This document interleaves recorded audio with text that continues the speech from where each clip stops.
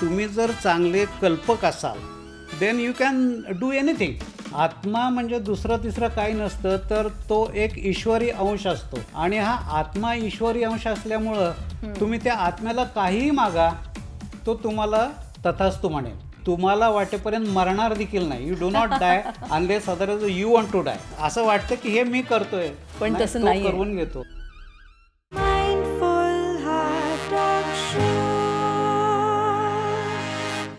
मित्रमैत्रिणींनो नमस्कार.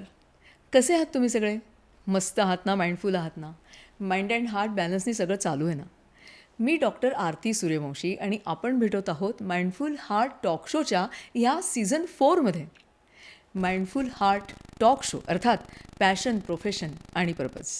तर मित्रमैत्रिणींनो, आपण पुण्याला आलो आहोत आणि पुण्याच्या ह्या आर्ट गॅलरीमध्ये आपण बसलो आहोत आणि ही आर्ट गॅलरी ज्यांची आहे डॉक्टर सुभाष पवार, ते आपल्यासोबत आज आहेत आणि त्यांच्याशी आपण आपला माइंडफुल हार्ट टॉक शो आज आपण करणार आहोत. तर सुभाषजी, तुमचं माइंडफुल हार्ट टॉक शोमध्ये खूप खूप मनापासून स्वागत आहे. नमस्कार. तर मित्रमैत्रिणींनो, डॉक्टर सुभाष पवार ह्यांच्याबद्दल मी किती बोलू आणि काय बोलू खरंच मला स्वतःला समजत नाही आहे. डॉक्टर सुभाष पवार हे अभिनव कला विद्यालय आणि भारती विद्यापीठ या ठिकाणी प्रोफेसर होते. त्यांनी टेक्निकल आणि दुसऱ्या सगळ्या बाकीच्या जॉनर्सची मिळून अशी 126 पुस्तकं ही लिहिलेली आहेत. त्यांच्या नावावरती ती आहेत. इतके मोठे असे लेखक ते आहेत आणि त्यांची विद्या वाचस्पती म्हणजे PhD ही त्यांची आहे डिजिटल ड्रॉइंगमध्ये. तर मित्रमैत्रिणींनो, मला असं वाटतं आहे की मी बोलत बसण्यापेक्षा आपण आज डॉक्टर सुभाष पवार यांच्याशी मनमुराद गप्पा मारूयात आणि त्यांचं आयुष्य आपण समजून घेण्याचा थोडासा प्रयत्न करूयात. त्यांचं जीवन जे सुरू झालं ते तांत्रिक अशा विविध पुस्तकं लिहिण्यातून आणि त्यांचं कार्य करण्यातून आणि काम करण्यातून सुरू झालं आणि हळूहळू आता ते 81 त्यांचं वय आहे, पण त्यांचा उत्साह हा तितकाच आहे आजही.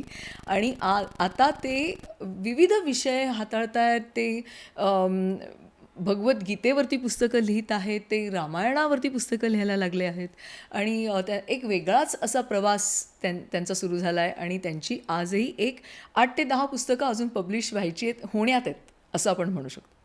तर मित्रमैत्रिणींनो, ही पुस्तकं त्यांची जी आहेत ती जबरदस्त चालू आहेत. एक म्हणजे विस्पर्स ऑफ डेस्टिनी आणि दुसरं म्हणजे आत्मानंद.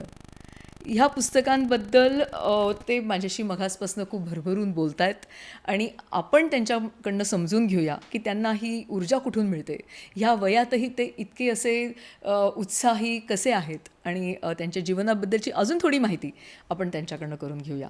तर मित्रमैत्रिणींनो, आपण गप्पा मारूया आणि आपला हा माइंडफुल हार्ट टॉक शो अशा एका माइंडफुल पर्सनॅलिटीसोबत करूया, डॉक्टर सुभाष पवार यांच्यासोबत. नमस्कार. सुभाषजी, इतका आनंद होतो आहे मला. बऱ्याच दिवसांपासून हे आपल्यासोबत आम्हाला टॉक शो करायचा होता आणि तुमच्याबद्दल मला खूप सांगितलं होतं उर्मिलाताईंनी. त्या मला असं वाटतं आपण त्यांचे मामा आहात. हो. आणि कोणतीही भाची ही आपल्या मामाबद्दल खूप छान बोलत असते. तर आम्हालाही आमच्या मामांचा गर्व आहे. माझेही मामा त्यांनी डॉक्टरेट केली आहे. तर त्या ज्या मला सांगत होत्या की माझे मामा, त्याची डॉक्टरेट, त्याची पुस्तकं खूप छान मला वाटत होतं ऐकताना. पण धन्यवाद. फायनली आज हा योग आला आणि बघा, हा योग आपल्याच आर्ट गॅलरीमध्ये बसून आम्हाला आपला हा टॉक शो करायला मिळतो आहे. तर तुम्ही काय सांगाल तुमच्या गॅलरीबद्दल? तुम्ही आधी सांगा थोडंसं आम्हाला. आपल्या गप्पाला सुरुवात करण्याच्या अगोदर मी गॅलरीबद्दलच थोडंसं सांगतो. हो. ही गॅलरी किंवा हा स्टुडिओ जो आहे तो माझ्या मुलाचा आणि सुनेचा आहे. बरं. ते या क्षेत्रामध्ये जवळजवळ 13-14 वर्ष कार्य करत आहेत पुण्यामधून आणि पुण्यातली ही कदाचित सर्वात जुनी एस्टॅब्लिश्ड गॅलरी, प्रोफेशनल गॅलरी असू शकते. अरे वा. आणि ते यशस्वी कलाकार पण आहेत दोघेही. आणि ज्यावेळेस मी म्हणजे पीकला होतो, माझा बिझनेस खूप मोठा होता, त्यावेळेस त्यांनी मला सांगितलं की पप्पा मला आर्ट गॅलरी काढायची आणि त्यावेळेस ही स्टार्टेड आर्ट गॅलरी.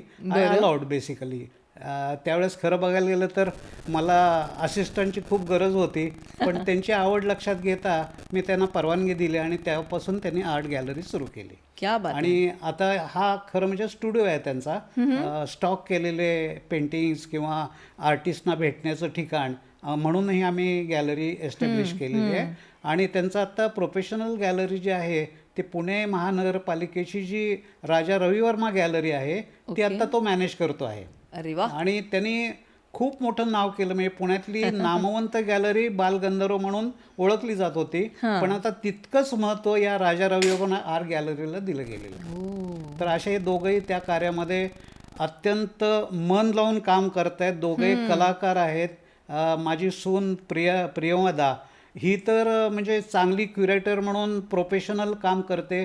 जहांगीरला बॉम्बेमध्ये तिला इन्व्हाइट केलं जातं, तिथं शो क्युरेट करते. अरे वा. आणि असं तिचं खूप मोठं कार्य या क्षेत्रामध्ये झालेलं आहे. त्यांच्या गॅलरीमध्ये आपण आज बसलेलो आहोत आणि आज हा मुलाखतीचा योग आलेला आहे. वा वा वा, क्या बात आहे. तर पवार सर, आपण मगाशी बोलता बोलता म्हणालात की आपण वेगळा व्यवसाय करत होतात, पण आपल्या मुलांनी असं ठरवलं की त्याला आर्ट स्टुडिओ सुरू करायचा. तर काय व्यवसाय होता आपला?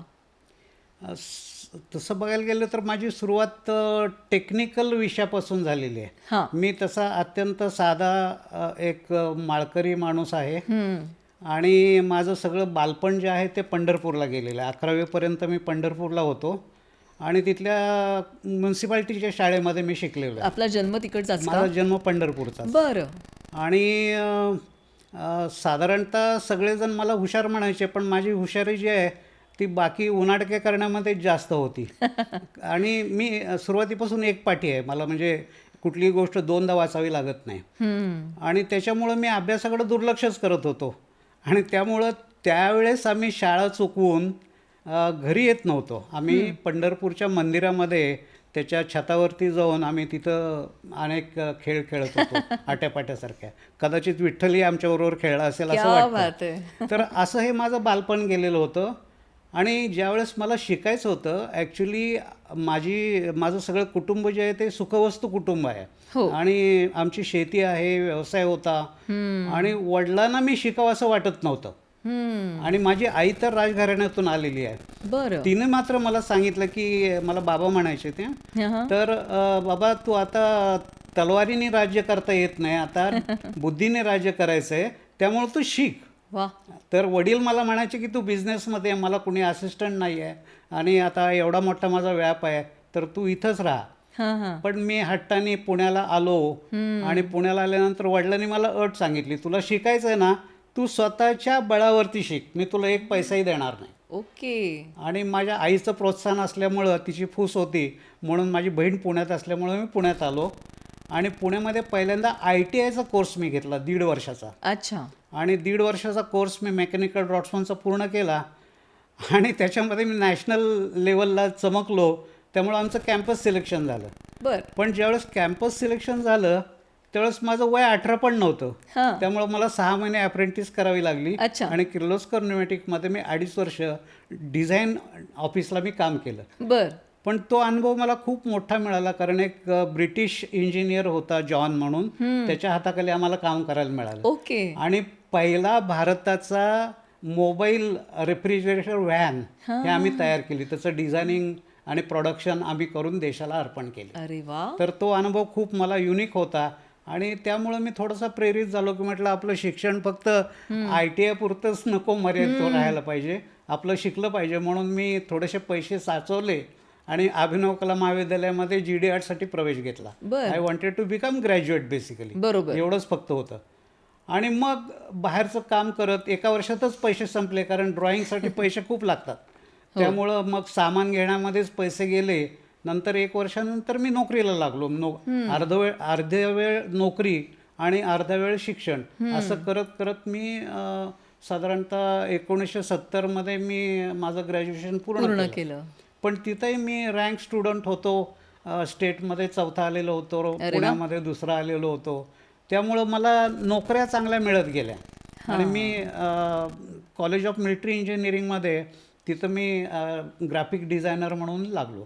ती पोस्ट चांगली होती पण तिथं कामच नव्हतं, त्यामुळे मी कंटाळलो आणि मग मी ज्या सिलेक्शन ग्रेडच्या परीक्षा होत्या UPSC असेल किंवा आपली याची मिंट असेल तिथं मी अर्ज केले आणि भारत इलेक्ट्रॉनिक्स बेंगलोरला मी अर्ज केला हां. आणि सुदैवाने माझी टेस्ट वगैरे होऊन आणि सगळं स्क्रुटिनी होऊन I was selected for that post. अच्छा. That was executive cadre post. अच्छा. आणि मी सगळा पुण्यातला बिस्तारा गुंडाळला आणि मी बेंगलोरला गेलो एकटाच. अच्छा. आणि तिथं गेल्यानंतर मात्र मग मी माझी नोकरी सांभाळत मी मोनोटाईप कॉर्पोरेशन लंडनचा एक फोटोलिथोग्राफीचा कोर्स केला. त्याच्यानंतर मी डिप्लोमा इन बिझनेस मॅनेजमेंट केलं. तिथं भवन्स कॉलेजला मी व्हिजिटिंग लेक्चरर म्हणून जात होतो. बर. दावणगिरी स्कूल ऑफ आर्टला मी व्हिजिटिंग लेक्चरर म्हणून जात होतो. असं म्हणजे अकॅडमिक्सची ओढत तिथं लागली. हां. आणि मी मोनोटाईप कॉर्पोरेशनचा उल्लेख याच्यासाठी करीन की तिथं मला लिखाणाची आवड निर्माण झाली. ओके. कारण माझ्याबरोबर एक स्मिथ म्हणून एक इंजिनियर होते आणि he had written one book on graphic art procedures बरं. आणि त्याला माझी मदत त्याच्यामध्ये हवी होती. अच्छा. आणि मी आय एक्सटेंडेड माय हेल्प आणि त्यांना सगळं पुस्तक करण्यामध्ये मी मदत केली. And that book was publish by Macmillan of London. ओहो. Year was summer 72 or something like. अरे वा. तर त्यामुळं मला त्या लिखाणामध्ये किती मजा आहे हे कळालं. ड्रॉइंगबद्दलची मजा आधीच कळालेली होती हो. आणि आणि त्यामुळं माझ्याकडून लिखाण होत गेलं आणि अशा पद्धतीने क्या बात आहे. लिखाणामध्ये मी मग तुम्ही जास्तीत जास्त खूप टेक्निकल लेखन हां, तेव्हा मी- जास्त केलं. हां, तेही पुस्तक जवळ टेक्निकल होतं. ग्राफिक आर्ट हो. प्रोसिजर म्हटल्यानंतर ते टेक्निकल पुस्तक बरोबर. होतं. आणि मग मी पुण्यामध्ये आलो. म्हणजे मी जवळजवळ 7.5 वर्ष भारत इलेक्ट्रॉनिक्समध्ये एक्झिक्युटिव्ह ऑफिसर म्हणून काम करत होतो. बट मी होमसिक झालो. मला म्हणजे तिकडं कोणीच येत नव्हतं त्यावेळेस. बेंगलोरमध्ये. हां. आणि त्यामुळं मग मी डिसाईड केले की पुण्याला यायचं. आणि सुदैवाने आमच्या अभिनव कला महाविद्यालयामध्ये पोस्ट निघाल्या. अच्छा. आय अप्लायड अँड ऑफकोर्स मला सिलेक्शनचा काही प्रॉब्लेम नव्हता. बरोबर. त्यामुळं मी पुण्यात आलो आणि रुजू झालो कामावरती. अशा पद्धतीने पुण्यातलं करिअर माझं सुरू झालं. आणि हळूहळू सेटल झालो पुण्यामध्ये. आणि ते करत असताना माझं अकॅडमिक्स बॅकग्राऊंड जे आहे ना ती मी सोडली नाही. मी वाढवत गेलो. वाढवत नंतर मी MCA ला ॲडमिशन घेतलं. ते पूर्ण केलं. त्याच्यानंतर जर्नलिझम केलं. त्याच्यानंतर मग डॉक्टरेट करता मी पुणे विद्यापीठाकडे आलो आणि I wanted to do in digital art. त्यावेळेस मला पुणे विद्यापीठाने हाकलूनच दिलं. ते म्हटले की आमच्याकडं गाईड नाही, आमच्याकडं हा विषय नाही. पण मी थोडासा लढाऊ वृत्तीचा असल्यामुळं तिथं मी भाडलो आणि मला एक गाईड नसल्यामुळं स्वतंत्रपणे संशोधन करून मला डॉक्टरेट करायला परवानगी दिली. अशा पद्धतीने I completed my doctorate at the age of 65. ओ. आणि त्यावेळेस मी भारतीय विद्यापीठामध्ये प्रोफेसर म्हणून काम करतो. हेड ऑफ द डिपार्टमेंट म्हणून काम करत होतो. पण 65 वय झाल्यानंतर मी तिथला राजीनामा दिला. हां. जो इमिजिएटली स्वीकारला नाही आमच्या कदम साहेबांनी. पण मी सांगितलं की I am not going to come from tomorrow. मला माझं स्वतःचं काहीतरी बघायचं. अच्छा. आणि मग मी डायरेक्टली ॲडमिशन घेतली पुणे विद्यापीठामध्ये आणि I completed my doctorate within 3 years span. वा. ते आणि सेल्फ गायडेड होते. पण आय वॉज व्हेरी लकी कारण मला माझे जवळचे सहकारी म्हणा किंवा मेंटर्स म्हणा इतके चांगले मिळाले. Doctor Vijay Bhatkar was helping me out in computers basically. वा वा. आणि doctor Ram Takole who was vice कुलगुरू. चान्सलर ऑफ पुणे विद्यापीठ. ही बरोबर. Was teaching me may be तुमचे रिसर्च मेथॉडॉलॉजी असेल किंवा लिखाण कसं करायचं हे प्रबंध करता. बरोबर. कारण मी टेक्निकल रायटर होतो. हो. अशा पद्धतीने I completed my doctorate at the age of maybe 68. अच्छा. अशा क्या बात पद्धतीने आहे. मी एस्टॅब्लिश झालो. त्याचबरोबर माझा बिझनेस तुमचा बिझनेस सुरू केला. हां. झालं होतं असं की जरा मी या राजकारणाला कंटाळलेलो होतो. आमच्या कुठल्याही विद्याशाखेकडं राजकारण भरपूर असतं आणि त्यामुळं मी राजीनामा दिला अभिनव कला महाविद्यालयाचं. 17.5 वर्ष सर्व्हिस झाली होती माझी. पण I resign. I started my own company. Private limited company सुरू केली. बरं. आणि I become national coordinator for CDAC to impart computer education to the rural masses. बरं. आणि माझ्याकडं 8 राज्य होती. Right from Gujarat up to Tamil Nadu. ओ. त्या सगळ्या राज्यामध्ये मी 3 वर्ष स्वतः काम केलं. फ्रँचायझी नेटवर्क उभा केलं आणि छोट्या छोट्या लोकांना कॉम्प्युटर एज्युकेशन काय आहे हे सांगण्याकरता सुरुवात केली. पण तिथं एक मला अडचण अशी आली की छोट्या गावामध्ये रिजनल लँग्वेजमध्ये काम करणं गरजेचं होतं. म्हणून मग मी सिडॅकला रिक्वेस्ट केली की विल अपॉइंट स्टेट कोऑर्डिनेटर्स अच्छा. Those who know the regional language, vernacular language आली पाहिजे बरोबर. त्यांना. आणि त्याप्रमाणे मग आम्ही सगळ्या राज्यामधून स्टेट कोऑर्डिनेटर्स नेमले. त्या प्रांताची हो, भाषा ते येणाऱ्या येणं व्यक्तीला तुम्ही गरजेचं अपॉइंट होतं. केलं तिकडे. पण सिडॅकने मला सोडलं. ते म्हटले महाराष्ट्र तुमच्याकडेच राहील. आणि I was working as a Maharashtra state coordinator बरं. On behalf of CDAC for more than 17 years. वा वा तर अशा पद्धतीने ते करिअर माझं चालू ठेवलं होतं. त्याचबरोबर लिखाण पण मी करतच होतो. हो ना. पण ते लिखाण जे आहे ते साधारणतः टेक्निकल मॅन्युअल्स लिहिणं अशा पद्धतीचं लिखाण होतं. मग I was very lucky enough to get client like Microsoft, Corel corporation, Adobe corporation, Macromedia, okay. Visual trio, अरे वा. त्यांच्याकरता टेक्निकल मॅन्युअल्स लिहिली. आणि त्यामुळं तो अनुभव खूप मोठा झाला. Then I started writing. मग मी असा विचार केला की जवळजवळ सिडॅक करता पण मी पुस्तकं लिहायचो माझ्या विद्यार्थ्यांना पुस्तकं देण्याकरता. आणि ती पुस्तकं जवळजवळ 95 टायटल्स झाली माझी इंग्रजीमधली. बरं. ते सगळं इंग्रजीमध्ये करावं लागत होतं.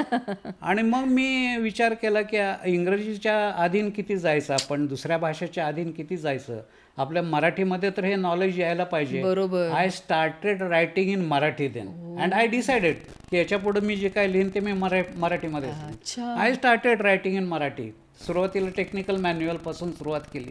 पण नंतर मग टेक्निकल मॅन्युअलमध्ये मी किमया फोटोशॉपची म्हणून एक पुस्तक लिहिलं. त्याला राज्य सरकारने मला ही बाहुली दिलेली आहे. राज्य पुरस्कार मिळाला होता मला. किती छान. Best technical writer. अरे वा. आणि त्यामुळे काय नाव होतं त्या पुस्तकाचं? किमया फोटोशॉपची. अच्छा, Photoshop किमया वरती मी फोटोशॉपची. पहिलं किमया. मराठीमध्ये पुस्तक किमया लिहिलं. फोटोशॉपची. बर. आणि ते पब्लिश केलं होतं. अरे वा. तर अशा पद्धतीने खूप कोरेल कॉर्पोरेशनची पुस्तकं मी लिहिली मराठीमध्ये. वा, ती वा, पब्लिश केली. मी स्क्रीन प्रिंटिंग अकॅडमी म्हणून सुरू केलेली होती. अच्छा. आणि जवळजवळ 2800 लोकांना पुणे विद्यापीठाच्या मान्यतेचं सर्टिफिकेट देऊन स्क्रीन प्रिंटिंग शिकवलं. मग स्क्रीन प्रिंटिंगवरती पुस्तकं लिहिली, प्रिंटिंग टेक्नॉलॉजीवरती लिहिली.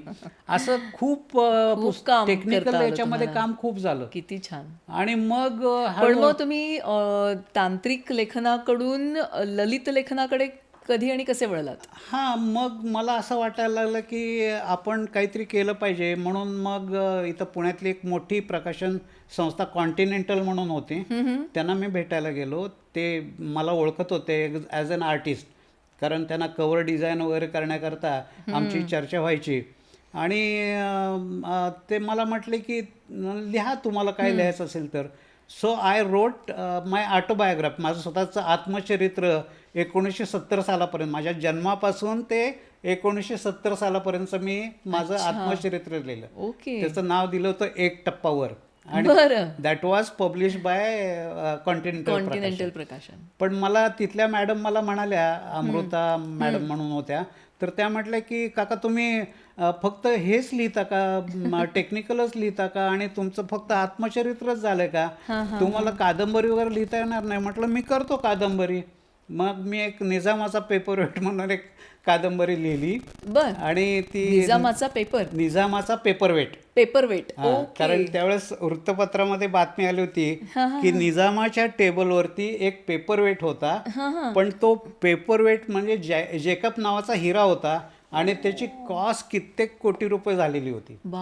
तर ते I inspired from that and I wrote. म्हणजे मी ते पुस्तक पण गाजलं, निजामाचं पेपरवेट. आणि टायटल सगळी खूप आवडली मला. सगळ्याची नावं खूप छान दिली आहेत. मग थोडंफार याच्यामध्ये मला वाटलं की आपण लिहावं.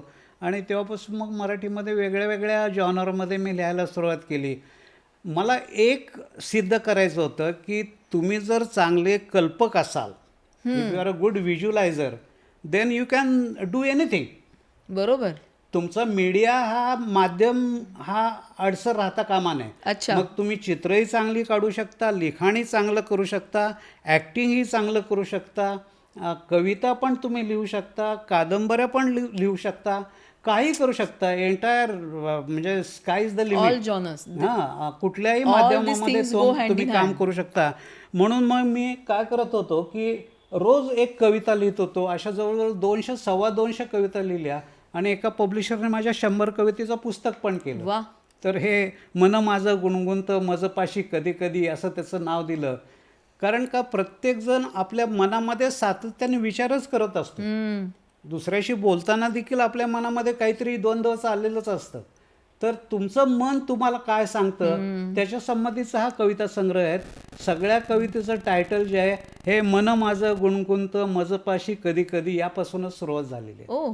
आणि देन व्हॉट एव्हर तुमचं मन जे तुम्हाला सांगतं ते मी याच्यामध्ये मांडलेलं आहे. आणि ते जे आहे त्याची प्रस्तावना डॉक्टर कीर्ती मुळीक म्हणून मोठी लेखिका आहे, तिने तिची प्रस्तावना लिहिली. तर तिने त्याच्याबद्दल लिहिलं की हे पुस्तक म्हणजे जसे मनाचे श्लोक होते त्या पद्धतीचं झालेलं आहे. त्यामुळे हे पुस्तक वाचून तुमच्या अनेक वृत्ती तुम्ही बदलू शकाल. बर. अशा पद्धतीचं या पुस्तकाचं वर्णन केलं होतं. अरे वा. अशी कवितेचं पुस्तक लिहिलं. त्याच्यानंतर टेक्निकल रायटर असल्यामुळं खूप काय काय लिहित होतो. हे आर्ट अँड ॲस्थेटिक हे इंग्रजीमध्ये पुस्तक केलं होतं मी माझे शिकवताना. मग त्याचंच इंग्रजी मराठी पुस्तक मी केलं. आणि मग मी त्याला को रायटर एक माझे MITचे डीन आहेत डॉक्टर मिलिंद ढोबळे म्हणून. अच्छा. कारण मी आता त्यावेळेस जवळजवळ 19 वर्षाचा झालेलो होतो. म्हटलं या पुस्तकाचा मला काहीच उपयोग नाही, त्यामुळे त्याला रिक्वेस्ट केली की अहो सर तुम्ही पण याच्यामध्ये सहभागी व्हा. मग ते माझे को रायटर याच्यामध्ये होते. त्यांनी याच्यामध्ये काही इलस्ट्रेशन्स वगैरे करून दिली आणि त्या पद्धतीने पुस्तक पब्लिश झालं. अशा पद्धतीने याच्याकडे पुस्तक तुमचं सध्या खूप जोरात त्याचं चालू याच्याकडे आहे. येतो आता. आणि तुमच्या पब्लिशरनी हे 3 वेगळ्या विविध परदेशीय लँग्वेजेसमध्ये त्याचं हे केलेलं आहे, झालं असं की भाषांतर केलंय. हे पुस्तक मी मग नंतर काय झालं, ही जी आत्मानंदापासून सुरुवात करतो हे पुस्तक अध्यात्मावरती आहे. हो. याच्यामध्ये तुमचं जीवन यशस्वी करण्याकरता तुम्हाला काय करावं लागतं ते लिहिलेलं आहे. आणि याच्यामध्ये मी सगळी फिलॉसॉफी आणलेली आहे. आत्मा म्हणजे काय याच्यापासून मी सुरुवात केलेली आहे. तर माझं प्रिन्सिपल असं आहे, आत्मा म्हणजे दुसरं तिसरं काही नसतं तर तो एक ईश्वरी अंश असतो जो तुमच्यामध्ये माझ्यामध्ये तुमच्या सगळ्या टीमच्या शरीरामध्ये आहे. बरोबर. आणि हा आत्मा ईश्वरी अंश असल्यामुळं तुम्ही त्या आत्म्याला काहीही मागा तो तुम्हाला तथास्तु म्हणेल. अच्छा. आणि मी प्रिन्सिपल असं मांडलेलं आहे, आत्मा इतका प्रबळ आहे जोपर्यंत तुम्ही आत्म्याला रिक्वेस्ट करता, त्याच्या चांगल्या प्रवृत्तीने काम करता, तोपर्यंत तुम्हाला काही होत नाही. तुम्हाला कुठल्याही प्रकारचा आजार येणार नाही आणि तुम्हाला वाटेपर्यंत मरणार देखील नाही. You do not die unless otherwise you want to die. तर हे इतकं आत्म्याचं महत्व आहे हे कुणी जाणत नाही. म्हणून मी आत्मानंदावरती पुस्तक लिहिलं. याच्यामध्ये मृत्यू म्हणजे काय हे लिहिलं, मृत्यू कसा येतो ते लिहिलं, मृत्यूनंतर आपलं काय होतं ते लिहिलं. आणि पूर्णपणे हे त्याच्यामध्ये बऱ्याचशा केसेस लिहिलेल्या आहेत ज्यांच्या प्रत्यक्ष अनुभव घेतले अशा लोकांचे अनुभव आहेत. आणि या पुस्तकाचं प्रकाशन मी कोविडमध्ये करायचं ठरवलं होतं. ऑनलाईन प्रकाशन केलं आणि डॉक्टर भटकरांच्या हस्ते ह्याचं प्रकाशन केलं. आणि आमच्या टिळक महाराष्ट्र विद्यापीठाचे जे कुलपती होते डॉक्टर बापट ते त्याला उपस्थित होते. त्या दोघांनी हे पुस्तक खूप अप्रिशिएट केलं. आणि डॉक्टर भटकर मला म्हटले की सर हे पुस्तक एवढं चांगलं झालेलं आहे, if you translate this into English I will take you to the Oxford आणि गेट इट पब्लिश्ड. तर इतकं ते पुस्तक चांगलं झालेलं होतं असं मला कल्पना नव्हती, कारण हे माझं काम नाहीच आहे बेसिकली. आणि त्याच्यामुळेच याच्यामध्ये सुरुवातीलाच मी लिहिलेलं आहे इदम न ममम. हे माझं नाही आहे, हे कुठलं तरी ईश्वरी ज्ञान आहे, त्याचं इंट्युशन मला झालं आणि मी फक्त पेन डाऊन केलं. अशा पद्धतीने पुस्तक पूर्ण झालं. आणि मग ती प्रेरणा जी होती ना, कुठून आली प्रेरणा ही या पुस्तकाबद्दलची? ही कॉस्मिक एनर्जी असते ती तुम्हाला प्रेरित करते. तो अनुभव मी घेतला. म्हणजे ते तुम्हाला असं एकदा असं तुम्ही बसलेले असताना इन्साइट मिळालं का तुम्हाला? मी रोज सकाळी बसून लिहायचा प्रयत्न करत होतो या विषयावरती, त्यावेळेस अच्छा. मग एक कुठला तरी ट्रान्स असल्यासारखा मला अनुभव तो आला. विचार आला आणि डोक्यात त्याच्यामधून जे विचार येत होते ते मी ते तुम्ही पेन डाऊन लिहिले. करत गेलो. अच्छा. अशा पद्धतीने आत्मानंद पूर्ण झालं, ते बरं, पब्लिश पण बरं, झालं. बरं. आता याची 3री एडिशन बॉम्बेचे हेडविग मीडिया पब्लिशर्स म्हणून आहेत, त्यांनी पब्लिश केली आणि ती गाजते आहे. परवाच्या पुस्तक प्रदर्शनामध्ये त्याच्या अनेक कॉपीज विकल्या गेल्या. अरे वा, अशा अरे पद्धतीचं वा. या पुस्तकाचं वैशिष्ट्य क्या आहे. बात. मग त्याचं मी इंग्रजी केलं. हां. पण इंग्रजी केल्यानंतर मी आपला खेड्यातून आलेला पुरुष माणूस असल्यामुळं माझ्या इंग्रजीबद्दल मला एवढा कॉन्फिडन्स नव्हता. टेक्निकल रायटिंगमध्ये मला काही प्रॉब्लेम नव्हता, कारण का ते रटच करायचं असतं. पण हे अध्यात्म ते देखील इंग्रजीमध्ये मी लिहितोय, हे मला स्वतःलाच थोडंसं गिल्टी वाटायला लागलं की आपण तर मराठी माध्यमामधली मुलं आहोत आणि आपण हे इंग्रजीमध्ये धाडस करतोय. पण मग मी एक माझ्या मित्राची मुलगी आहे, तर ती कॉन्व्हेंट एज्युकेटेड आहे. तिने MA with distinction English literature घेऊन फर्ग्युसनमधून डिग्री घेतलेली आहे आणि त्याच्यानंतर वेदांतमध्ये तिने 5 वर्षाचा कोर्स केलेला आहे बरं, आणि आता ती डिस्कोर्सेस करते. संयुक्त ओके. भोसले म्हणून आहे. अच्छा. तर तिला मी रिक्वेस्ट केली की बेटा, म्हटलं तू जरा हे वाचून बघ, बघ. मी हां, खरडलेलं आहे काय काय. हां, हां. तर ती म्हटली काका मी करते, आणि मग तिच्याकडे ते स्क्रिप्ट दिलं आणि एक 2 ते 3 आठवड्यामध्ये तिनं ते स्क्रिप्ट अतिशय योग्य पद्धतीने वाचून मला काँग्रेस केलं. ती म्हटली की काका मला तुमच्याशी बोलायचं आहे, कसं लिहिलं तुम्ही सगळं. तर मी म्हटलं ते मलाही माहीत नाही कसं लिहिलं एवढं मात्र खरं. शी ॲप्रिशिएटेड. फक्त थोडेसे जेंडरचे आणि काही ग्रॅमॅटिक करेक्शन्स होत्या, तेवढ्या फक्त करा थोडंसं म्हटले curate केलं. आणि आय कम्प्लिटेड दॅट. वा. पण मग मला यांनी कॉन्फिडन्स आला की म्हटलं I can write in English, I can write in very good English, Correct. No problem. Colloquial इंग्लिशचा काय प्रॉब्लेम नव्हता, बरोबर. कारण प्रोफेसर असल्यामुळे इंग्रजीत बोलावंच लागत होतं. पण रायटिंगमध्ये बरंचसं काही त्याचे प्रोटोकॉल्स असतात, ते पाळले जातात की नाही हे पाहताच येत नव्हतं. बरोबर. मग विचार असा मनात आला की आपण लिहू शकतो, तर why not I write maybe novel basically इंग्रजीमध्ये. म्हणून मी बसलो होतो आणि मग मनामध्ये एक संकल्पना आली आणि त्याच्यातून या विस्पर्स ऑफ डेस्टिनी या कादंबरीचा जन्म झाला. वा. आणि कादंबरी पण खूप चांगली झाली. सुरुवातीला मी अमेरिकन पब्लिशरकडं पाठवली, कारण भारतामध्ये माझी एवढी पुस्तकं झालेली असल्यामुळं मला अनुभव बरे वाईट आलेले होते. म्हणून म्हटलं की लेटेस्ट ट्राय ग्लोबल मार्केट नाव. हां, आपण जगाच्या बाजारपेठेमध्ये जाऊया. म्हणून मी अमेरिकेच्या पब्लिशरकडे ते पुस्तक पाठवलं. बर. आणि त्या पब्लिशरने ते मला पहिल्यांदा सिनॉप्सिस पाठवावं लागलं. हो. ते 2 आठवड्यामध्ये त्यांनी ॲक्सेप्ट केलं. मला स्क्रिप्ट पाठवावं लागलं. त्याच्यासाठी त्यांनी 1.5 महिना घेतला आणि त्यांनी ते स्क्रिप्ट पण ॲक्सेप्ट केलं आणि त्यांनी मला ऑथर्स कॉन्ट्रॅक्ट पाठवलं. बरं. पण ते कॉन्ट्रॅक्ट माझ्याकडे आल्यानंतर माझी कन्या आलेली होती. माझी कन्या खूप मोठी ॲडव्होकेट आहे. ती दिल्लीमध्ये सुप्रीम कोर्टामध्ये प्रॅक्टिस करते. अरे वा. आणि तिथल्या सुप्रीम कोर्ट बार असोसिएशनची ती ट्रेझरर होती 2 वर्ष. ओके. आणि ती म्हणजे सेलिब्रिटी झालेली आहे तिथं. तर ती आलेली होती मला भेटायला म्हणून. ती मला म्हटली की मी म्हटलं असं असं पुस्तक केलेलं आणि माझ्या अमेरिकन पब्लिशर आहे, तर ते पब्लिश करतायत. तर ते म्हटली मला कॉन्ट्रॅक्ट वाचायला दे, वकील ना. बरोबर. मी कॉन्ट्रॅक्ट आलेलं होतं ते दिलं. ती म्हटली की पप्पा तुम्ही हे नका करू पुस्तक त्यांच्याकडे पब्लिश. मी म्हटलं का?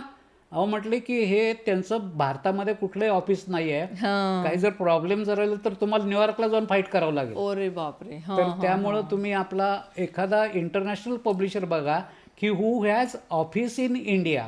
ओके. मग मी जरा सर्च केला आणि मला हे युकियोटा पब्लिशर जे आहेत जपानचे आहेत, जॅपनीज. तर ते मला सापडले. जपानमध्ये आहेत, इंडोनेशियामध्ये आहेत. अच्छा. They had 2 offices in India, एक कलकत्त्याला आहे, एक तेलंगणामध्ये आहे. अच्छा.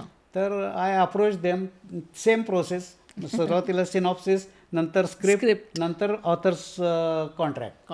आणि त्यांनी ते पुस्तक लगेचच पब्लिश केलं आणि ते पुस्तक बऱ्यापैकी गाजलं.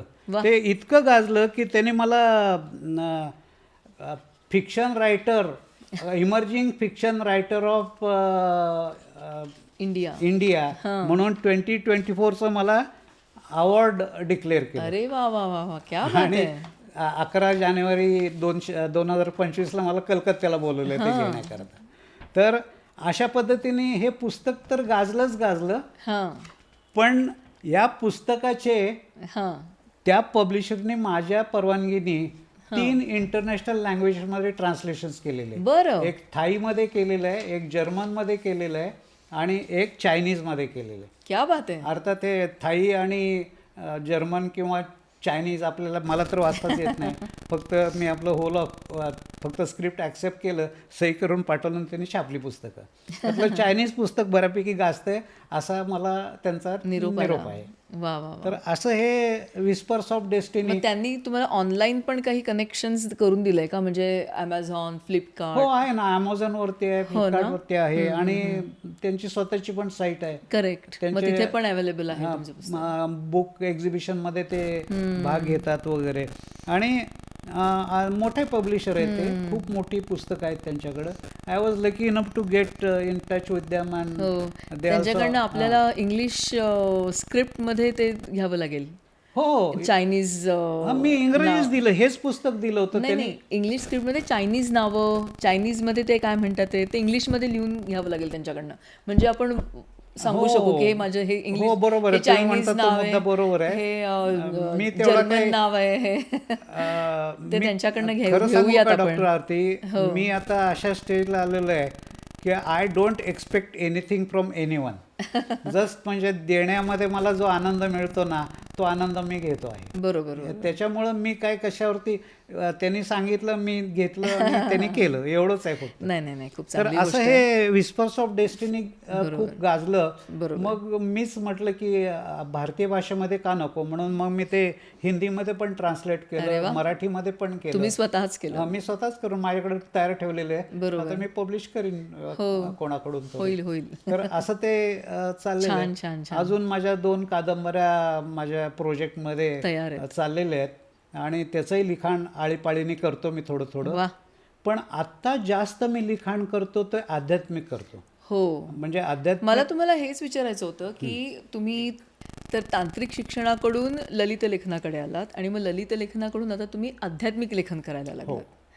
तर हे अध्यात्माकडे वळण्यासाठी काय प्रेरणा कुठून आली ही प्रेरणा? कसं आहे, मी तुम्हाला आत्मानंदाची गोष्ट सांगितली. हो. तर आत्मानंद पुस्तक केल्यानंतर सगळेजण ते ॲप्रिशिएट करत होते, पण मला खंत होती की माझ्या सुना, माझ्या नाती हे पुस्तक वाचू शकत नाहीत, कारण त्या सगळ्या इंग्रजी माध्यमातल्या आहेत. आणि मग माझ्या लक्षात आलं की ही थोडीशी एक कुठली तरी दरी आहे की कुणीतरी ती गॅप भरून काढली पाहिजे. बरोबर. म्हणून मग मी म्हटलं की आत्मानंद पहिल्यांदा इंग्रजीमध्ये करून आपण यांना वाचायला देऊया. अच्छा. मग त्याच वेळी मला असं जाणवलं की आपल्यावरती ज्यांचे आशीर्वाद असे श्री माऊली, ज्ञानेश्वर माऊली, हो. त्यांनी भगवद्गीतेवरती भाष्य केलेलं आहे, क्रिटिक केलेलं आहे आणि ते माझ्या नेक्स्ट जनरेशनपर्यंत जायचं जर असेल तर त्याच्याकरता इंग्रजीमध्ये करायला पाहिजे. हो ना. पण इंग्रजीमध्ये जरी केलं तरी लोकांना ते काही इतकंसं पटेल असं नाही. फक्त इंग्रजी म्हटल्यानंतर आपला जो मराठी वर्ग आहे त्याला त्याच्याबद्दलची काहीच आत्मीयता वाटणार नाही. बरोबर. आणि परत मी दुसरं असंही पाहिलं की माऊलींनी जे लिहिलेलं सगळं प्राकृतामध्ये लिहिलेलं आहे, पण माऊलींनी जे लिहिलेलं आहे ते भगवद्गीतेवरती लिहिलेलं आहे. हो. भगवद्गीतेचे 18 अध्याय, 700 श्लोक. हो ना. माऊलीने त्याचे 7000 श्लोकामध्ये रूपांतर केलं. बरोबर. तर आता हे लोकांच्यापर्यंत कसं जाईल, कारण I wanted to connect Bhagavadgita with Dnyaneshwari. कारण ज्ञानेश्वरी म्हणजे दुसरं काहीच नाही आहे, ते भगवद्गीताच आहे. फक्त सामान्य लोकांना समजावं म्हणून ज्ञानेश्वर माऊलींनी सर्वसाधारण उदाहरणं त्याच्यामध्ये दिलेली आहेत. अगदी. आणि त्या काळच्या मराठीमध्ये ती लिहिलेली आहे, त्याच्यामुळे मग ती प्राकृतमध्ये लिहिलेली आहे. मग माझ्या मनामध्ये विचार आला की आपण असं का करू नये की आपण संस्कृतमधला श्लोक भगवद्गीतेचा घ्यायचा, त्याचं इंग्रजी ट्रान्सलेशन करायचं, त्याचं मराठी ट्रान्सलेशन करायचं आणि मग त्याच्यावरती जो श्लोक आहे तो काव्यामध्ये लिहायचा. अच्छा. जे काव्यामध्ये लिहिलेलं आहे त्याच्यावरचं जे माऊलींचं क्रिटिक आहे, ज्ञानेश्वर माऊलींनी जे लिहिलेलं आहे, माझ्या सिम्प्लिफाईड मराठीमध्ये लिहायचं आणि त्या मराठीचं ट्रान्सलेशन इंग्रजीमध्ये करायचं. असा प्रत्येक श्लोक करत करत जायचं. आता ईश्वर कृपेने 8 अध्याय माझे पूर्ण झालेले आहेत. बरं. आणि पुढचे 10 अध्याय आता ईश्वर कृपेने होईल तोपर्यंत काही मी जाणार नाही असं मला वाटतं. नाही कसलं काय आत्मानंद. हो. नाही ही संकल्पनाच आहे ना बेसिकली, माझ्याकडून काहीतरी कार्य व्हावं असं ईश्वरी योजना जर असेल असणार, तर ते कार्य मी पूर्ण करणार, हा Of कॉन्फिडन्स course. आहे माझ्यामध्ये. ऑफकोर्स त्यामुळे मी ते पूर्ण करणार, त्यामुळे मी हळू लिहितोय. करणारच. नाही नाही नक्कीच. तर म्हणजे भगवद्गीतेतला एक श्लोक घ्यायचा, मग तो तुम्ही इंग्लिशमध्ये करणार आणि मग त्याच्याशी निगडीत जी ज्ञानेश्वरीतला श्लोक आहे तो तुम्ही शोधता, काव्यामध्ये तो मराठीमध्ये सोप्या मराठीमध्ये त्याचं काव्य करायचं हो. आणि मग तो श्लोक साध्या मराठीमध्ये पण लिहायचा आणि इंग्लिशमध्ये पण लिहायचा. केवढा असं ते एक्सरसाइज आहे. मोठं धनुष्य आहे, पण ते पेलवते असं दिसतंय मला, कारण 8 अध्याय तर मी पूर्ण केलेत, पुढचे पूर्ण करेन. म्हणजे त्याच्यानी ज्ञानेश्वरी पण समजणार आहे आणि भगवद्गीता पण समजणार आहे एकाच ह्याच्यातून. आणि पुढच्या जनरेशनला आणि पुढच्या जनरेशन पर्यंत हे पोहोचेल. आणि शिवाय त्याच्यामध्ये तुमची ती काव्य बनवण्याची पण एक कविता करण्याची जी काय माझी आतली उर्मी आहे ती तिथं पण बाहेर त्याच्यामध्ये आहे.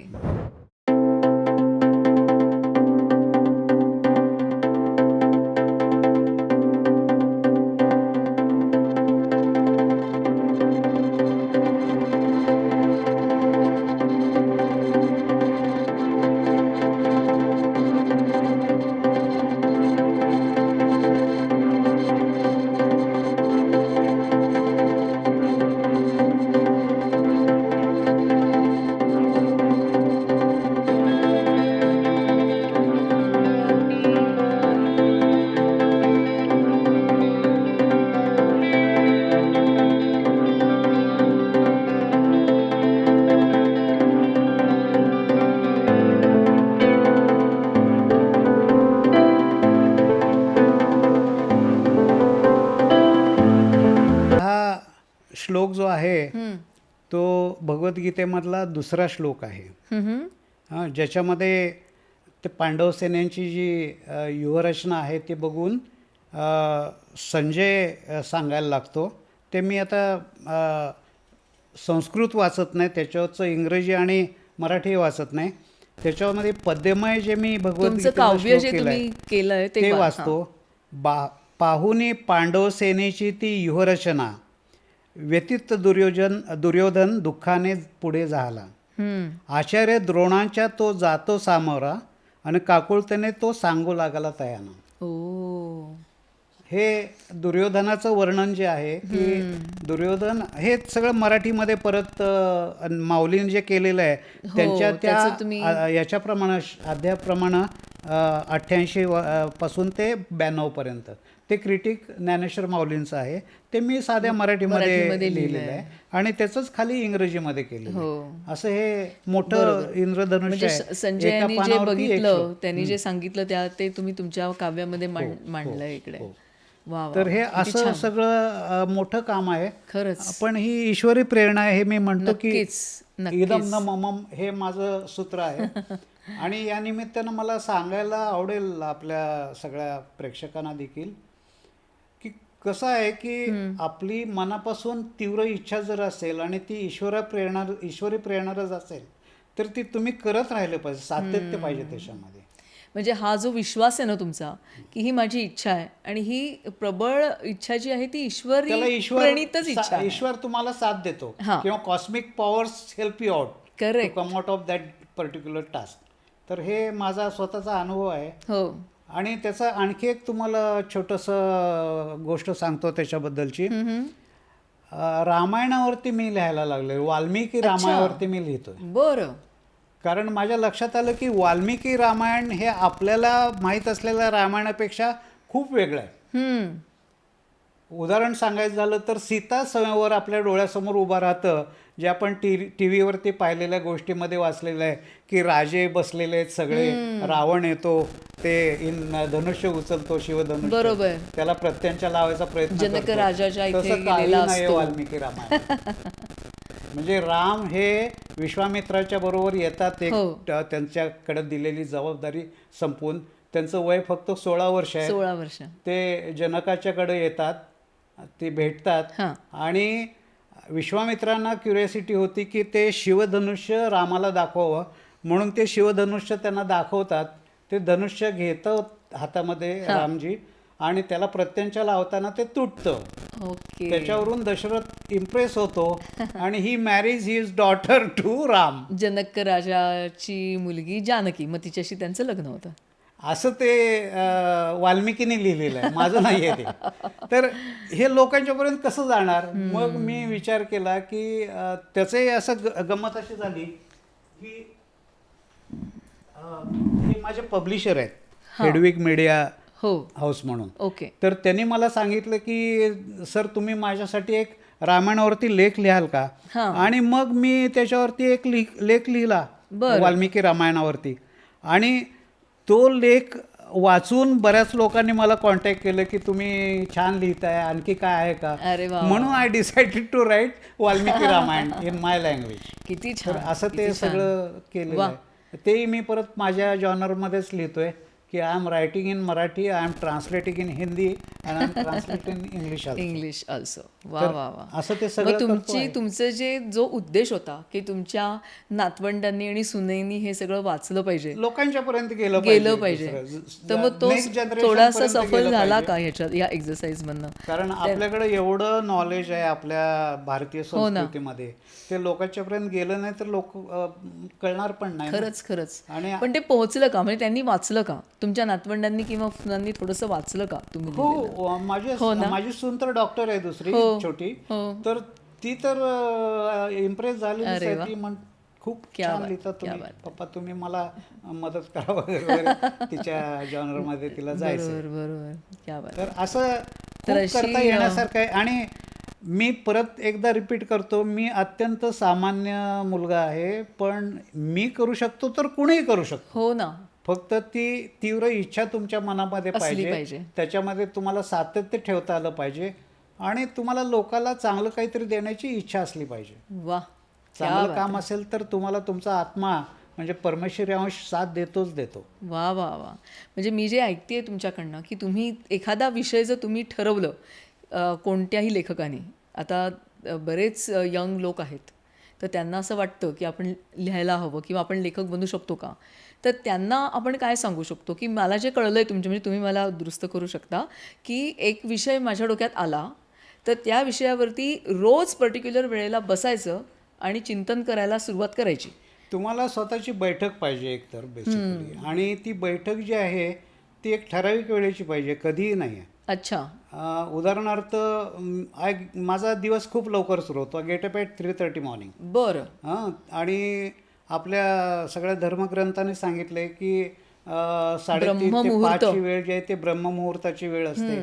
आणि त्यावेळेस तुमच्या डोक्यामध्ये चांगले विचार, चांगल्या कल्पना ह्या फुलत असतात. बरोबर. आणि त्यामुळं त्यावेळेस मी ती वेळ का काढली तर माझा संपूर्ण दिवस बिझी जातो. माझे डॉक्टरेट करणारे विद्यार्थी मला त्रास देतात, आणखी अनेक गोष्टी घरामधल्या असतात, त्याच्याकडे लक्ष द्यावं लागतं. आता मी वयाच्या 80व्या वर्षी मी 4 विद्यापीठाबरोबर काम करत होतो. वा. अजूनही माझ्याकडं डॉक्टरेट करणारे विद्यार्थी येतात. किती आहेत तुमच्याकडे आता विद्यार्थी आहेत? माझे आता जवळजवळ 10 विद्यार्थ्यांनी डॉक्टरेट केले आणि अजून 2 विद्यार्थी करतायत. आणि नवीन विद्यार्थी येतातच. आता एका नाशिकच्या मुलीने मला फोन करून विचारलं की सर मला गाईड कराल का तुम्ही? तर असे त्यांनाही मला मदत करायला आवडतं, कारण का कोणाचंही स्वप्न असतं की तुमचे तर खूप विद्यार्थी असतील ना ठिकठिकाणी. खूप. आणि म्हणून मी नंबर कॉल घेत नाही माझ्या फोनवरती.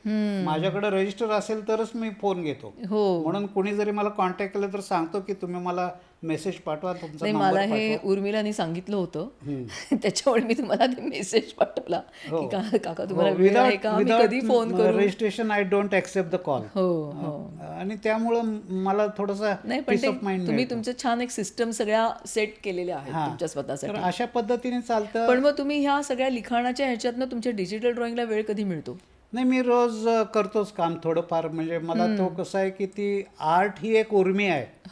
ती प्रत्येकामध्ये असते. पण कुठलं तरी तुम्हाला माध्यम लागतं ते करायला. आणि आता लोक डिजिटल आर्टवरती थोडंसं क्रिटिक पण करतात, कारण आता आर्टिफिशियल इंटेलिजन्स खूप मोठ्या प्रमाणामध्ये आलेला आहे आणि त्याचा वापर पण होतोय. तर काका, आपण मगाशी बोलता बोलता म्हणालात की आपल्या आई राजघराण्यातल्या, म्हणजे कुठल्या होत्या त्या? ती कागल घराण्याची आहे, म्हणजे तिचं जे धाकटी पाती म्हणतात ना, हां हां हां. त्या घराण्यामध्ये. अच्छा. आणि म्हणजे शाहू महाराजांचे चुलत भाऊ माझे आजोबा. बरं.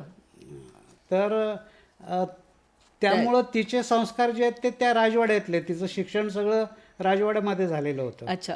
त्यांचं काय आडनाव होतं? घाटगे. अच्छा. बरं. ती घाटग्यांची बरं. माहेरची. कागल हे आमचा आजोळ. बरोबर. आणि नंतर आम्ही पंढरपूरला सेटल झालो. माझे वडील, आमचं तिरं हे जहागिरीचं गाव. तिथं अच्छा. आमची गडी वगैरे पण आहे. सोलापूर बरं. डिस्ट्रिक्टमध्ये आहे ते. अच्छा. आणि वडील नंतर, वडील म्हणण्यापेक्षा माझे पणजोबा पंढरपूरला आले. ते काही डिस्प्यूट घरामधले हे झाल्यामुळं, आणि मग शेती वगैरे घेऊन तिथं करायला लागले शेती. आणि आमच्या वडिलांची ट्रान्सपोर्ट सर्व्हिस होती. म्हणजे ST महामंडळ निर्माण व्हायच्या अगोदर ज्या खाजगी बसेस होत्या हिरव्या रंगाच्या, त्या सगळ्या माझ्या वडिलांच्या. अच्छा. आणि he was partner with Bhagwat of Solapur आणि मेंदळे ऑफ पुणे. अच्छा. हे सगळे मोठ्या हस्तीच. भागवत थिएटरवाले भागवत, हां हां. आणि मेंदळे गॅरेजवाले मेंदळे मेंदळे, गॅरेज. आणि माझे वडील. अशा तिघांची पार्टनरशिप होती. आणि त्याच्यामध्ये आमच्या बसेस प्लाय व्हायच्या महाराष्ट्रामध्ये. बरं. मग ST महामंडळाने सगळ्या गाड्या घेतल्या ताब्यामध्ये. बरं. मग वडील ट्रक बिझनेसमध्ये आले. अच्छा. अशा पद्धतीने वडील सेटल्ड होते. शेती होती, व्यवसाय होता. आणि शिवाय आमची स्वतःची मिल पण होती. हॉलर्स होते, पिठाची गिरणी होती. असं ते खूप मोठं व्याप वाढवलं. आणि दोघांपैकी जास्त कडक शिस्तीचं कोण होतं? आई. बर. म्हणजे मला आठवतं, ती जर चिडलेली असेल ना तर चुलीमधलं जळतं लाकूड पण फेकून मारायची. तिचा धाक होता आम्हाला. किती भाऊ बहिणी तुम्ही? मी 4 भाऊ आणि 5 बहिणी होते. ओके. मोठं घर होतं माझं. तर असं ते सगळं असल्यामुळं तिचे संस्कार आम्हाला सतत मार्गदर्शन करतायत. तुम्ही मगाशी म्हणत होते पहाटेची सवय तिने लावली. हो, म्हणजे पहाटेची सवय तिने लावली. तो काय किस्सा आहे?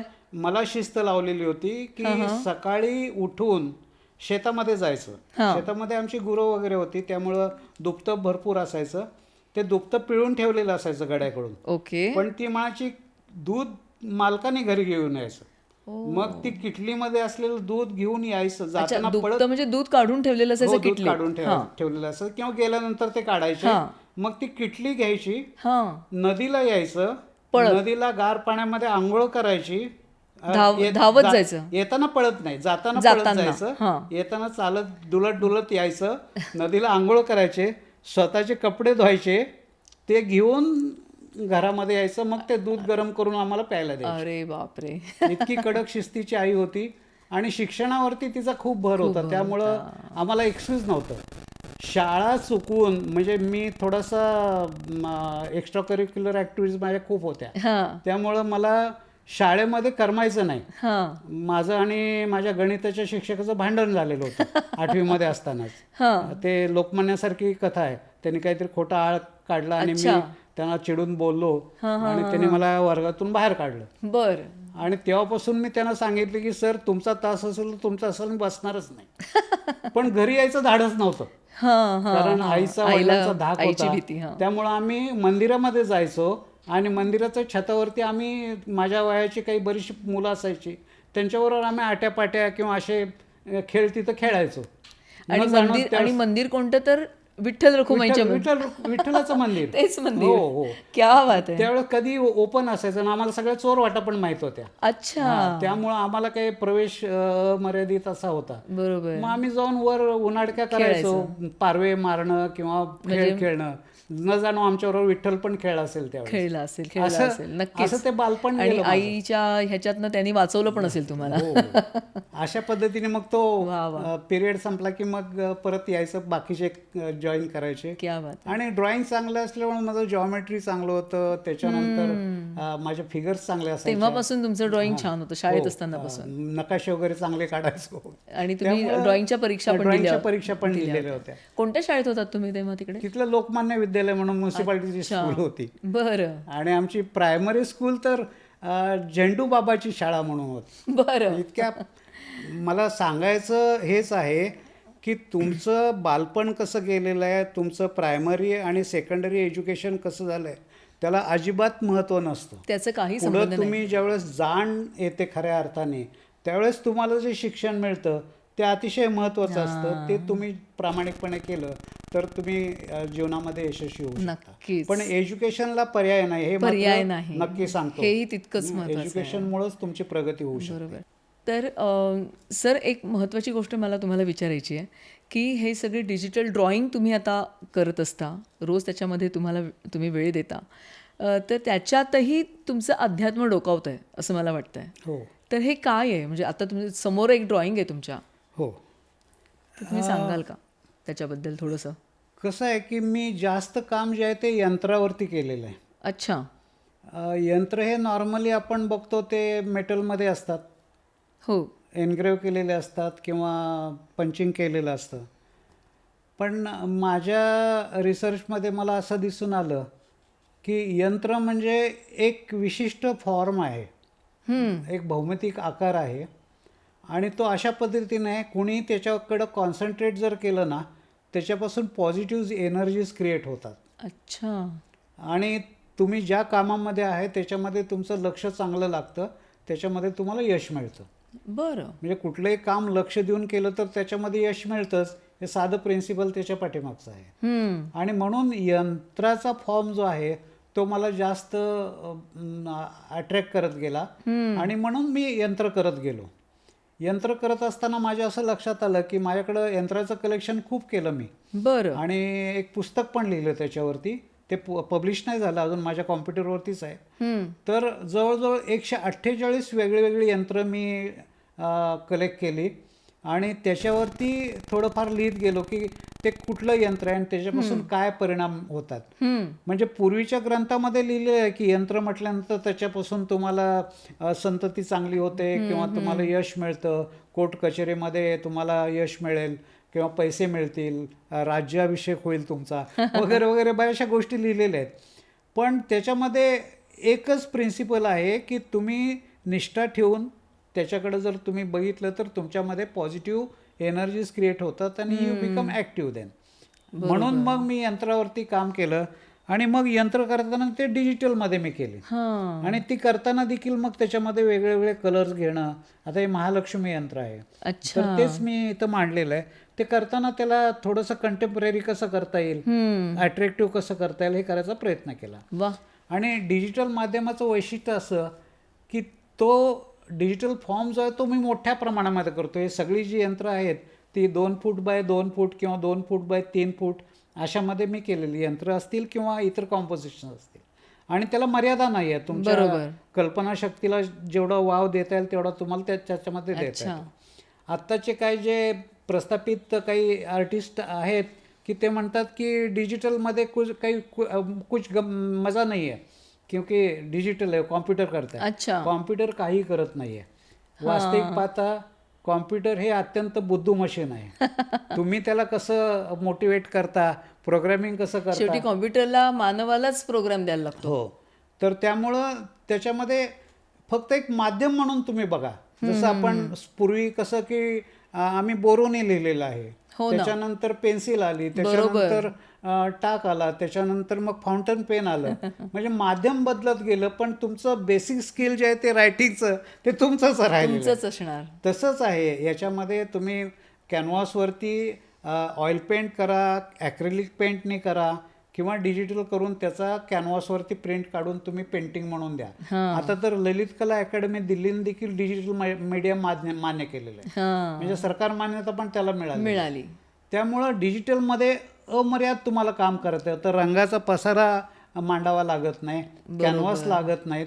तुम्ही काम करा आणि ते डिजिटल प्रिंटरकडून जाऊन प्रिंट करून घ्या आणि कशावरती प्रिंट करायचं तर तुम्ही सांगा. काचेवरती करायचं आहे का, ॲक्रिलिकवरती करायचं आहे का, कॅनव्हासवरती करायचं का, पेपरवरती करायचं. क्या बात आहे.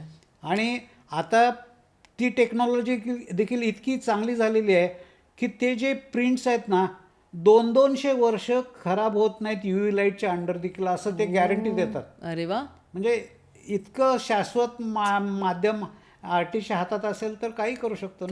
आणि तर आता तर AI आलेलं आहे, त्यामुळे मी आता AI मध्ये पण काम करतो. बरं. तुम्ही प्रोग्रामिंग पण करता ना? हो. ते सगळं माझं अगदी आहेच RBI already. झालेलं आहे. भारत इलेक्ट्रॉनिक्समध्ये मी काम करत असताना 1972 साली एक 5 लोकांची टीम त्यांनी बनवली होती कॉम्प्युटर डेव्हलप करण्याकरता, भारताचा पहिला कॉम्प्युटर तयार करण्याकरता. Year was 1972 and I was one of the member of that team and we develop that computer in 72-73 and dedicated to the nation. बापरे, म्हणजे क्या बात आहे. इतकं काम झालं, त्यामुळं कॉम्प्युटर मला अगदी माझ्या मुलासारखाच वाटतो. त्याला नेकड पाहिलेलं आहे मी. त्यामुळं त्याच्यामध्ये काम करायला मजा येते. आणि प्रोग्रॅमिंग पण केलेलं आहे. बाकी कॉम्प्युटर एज्युकेशनमध्ये तर खूप काम झालंय माझं. त्यामुळं तुमचं त्याच्यावरती तो पुस्तकं लिहिलेली आहेत तुम्ही. पुस्तकं मी हाताने लिहित नाही, मी कॉम्प्युटरमध्ये टाईप करतो. हां. माझं हस्ताक्षर खूप चांगलं होतं, पण या कॉम्प्युटरने माझं अक्षर पण बिघडवलेलं आहे. लिहायची सवयच म्हणजे गेली. एक ड्रॉबॅक सापडला आपल्याला. हो कदाचित. हां.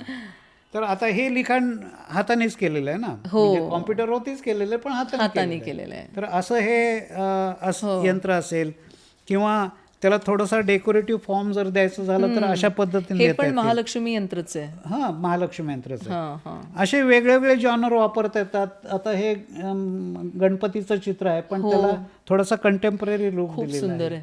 आहे. खूपच सुंदर आहे. हां, वा, फार त्याच्यानंतर हे पेंटिंगच आहे, याला तांत्रिक आर्ट आम्ही म्हणतो. अच्छा. तर हे तसं केलेलं आहे. हम्म. हे आई-साहेबांचं चित्र थोडंसं कंटेम्पररी याच्यामध्ये टाकून केलेलं आहे. आईसाहेब म्हणजे आपल्या अंबाबाई. कोल्हापूरच्या हो. अंबाबाई. हे आता थोडंसं ॲब्स्ट्रॅक्टमध्ये, पण याच्यामध्ये देखील सगळ्या धर्माचे सिम्बॉल्स त्याच्यामध्ये कमळाचा फॉर्म दिलेला आहे. बरोबर. परत हे गणपतीचं ॲब्स्ट्रॅक्ट रूप सुंदर आहे. क्या बात आहे. किंवा हे कॉम्पोजिशन आहे.